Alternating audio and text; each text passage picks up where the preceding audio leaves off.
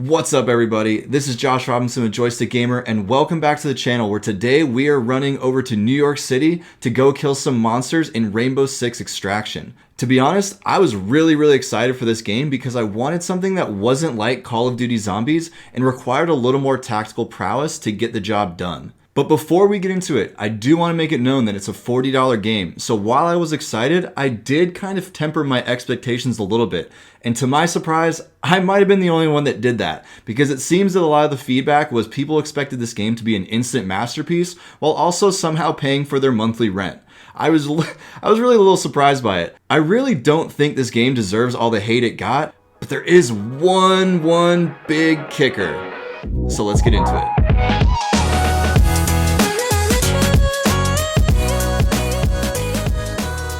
For those that are not familiar with how this game came to be, Ubisoft created a limited time event in Rainbow Six Siege back in 2015. There was enough positive feedback from the event that Ubisoft decided to make a game out of it, thus giving us Rainbow Six Extraction. The game really doesn't have much of a story outside of the fact that a parasite is taking over cities like New York, San Francisco, and Alaska to name a few. Your goal is to drop in for a field run with a group of 3 operators, albeit random players or your friends, and each run has 3 phases with a randomized objective per phase. Most objectives revolve around eliminating specific targets, securing areas, or getting biosamples from the monsters. There are 12 random objectives in total, and as you progress through each phase, you have the option to extract from the location with your earned XP before starting the next phase. The further you go in each phase will yield better rewards and more experience, but there's a big catch though. If you die out in the field and your teammates can't revive you, then you're enveloped in a plasma cocoon where your teammates now have to extract you to save you.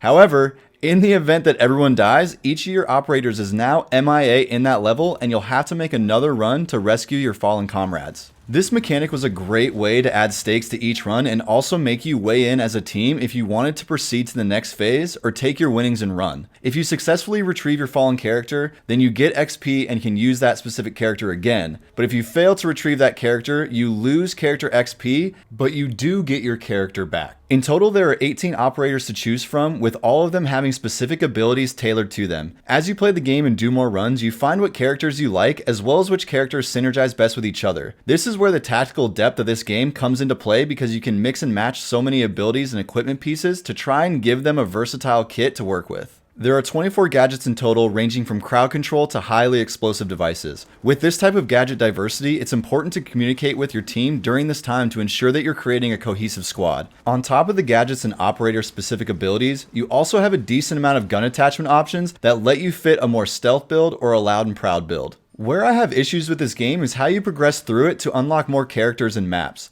You're given challenges and tasks called research, and they're often mini objectives that you have to complete while out in the field. What I didn't like about them is it often would force you to play into a playstyle that doesn't necessarily benefit the team and could cause problems on your runs. If you have someone off doing their own thing to complete challenges, it creates a risk for wiping the team. This can be very frustrating because your teammate is sometimes just trying to accomplish what the game is telling them to do. In regards to difficulty, it doesn't compare at all to Rainbow Six Siege and the sweatiness that comes with that game. This is a great entry point for those curious about the tactical side of Rainbow Six games without getting demolished by ridiculously good players in Siege. Having it be PvE gives it a great entry point for non-Siege fans, but this drop in difficulty will likely frustrate Siege veterans. You can definitely ramp up the difficulty as you go, but for those accustomed to a tactical game already, you'll likely find this game less challenging than your tactical shooters like Siege or Insurgency. From the jump, it becomes very clear that you're only as strong as your weakest link. I don't necessarily mean weakest in skill, but rather weakest in coordination. If you don't stay together or communicate throughout, then you will get punished in this game. It doesn't feel like a game that is brutally punishing like a Dark Souls or even Rainbow Six Siege, but if your teammate does wander off, there's a really good chance that crap is gonna hit the fan. This game plays nothing like a Call of Duty Zombies game. Thank God, and is a much more methodical approach when going through these runs. That doesn't necessarily mean going slow throughout, but rather always having a plan when entering unknown rooms. Extraction throws enough random chaos at you that plan A will often get derailed, and having some planning ahead of time will save your team from wiping. These plans don't have to be elaborate, but having simple plans with full buy-in from the team will lead to solid execution and success. For example, a common call that me and my friends would have would be something like this. Alright, I'll take the far side of the room and work back towards you. If either of us has to go loud, then we focus the nest down first. By having these plans going into these fights, it made the game feel rewarding and exciting when your squad crushes that execution. Since there isn't a lot of story, replayability is very important for a game like this, and there is tons of it, as each run is never the same and you are often always running different combinations of operators. This helps keep things from getting stale, especially when you land a mission with one of the bosses.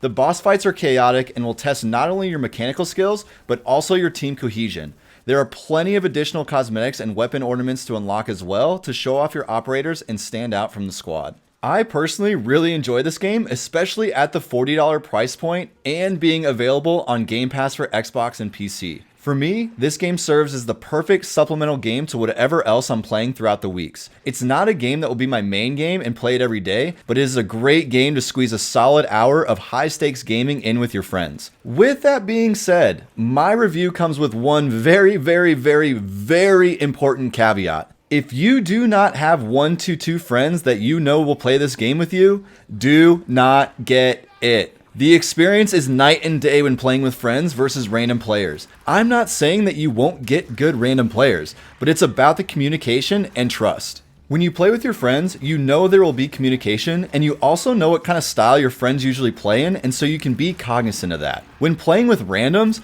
I don't know if Brad likes to play stealth or go loud, and I can't find out because he doesn't have a mic. Next thing you know, you're getting jumped by a squad of grunts, and Brad is laying prone in the other room, and you have no idea why. This experience and game is shaped completely by who you play with, and I am 2 feet in when I'm playing with my friends, and I am 2 feet out when playing with randoms. Overall, Extraction is a fun and challenging game that requires top-notch communication to succeed, especially at the higher difficulties. It's the perfect game to have fun with your friends and leave you feeling accomplished after successful runs. The game throws plenty of variety at you each run, and it doesn't get stale while also providing tactical depth to keep you trying new operator builds. If you plan on playing with randoms, save yourself the headache and the money and skip this game. If you have a couple friends that are interested in this game, then it's time for y'all to squad up and get out on the field. Thank you so much for taking the time to watch this review of Rainbow Six Extraction. If you enjoyed the video, give some love to the like and subscribe button so you don't miss out on a future review. If you've played it, leave a comment below and let me know what you think, and if you're on the fence, leave a comment and tell me what's holding you back. I'd love to see if this game would be a good fit for you. This has been Josh Robinson with Joystick Gamer. Thanks again, and as always,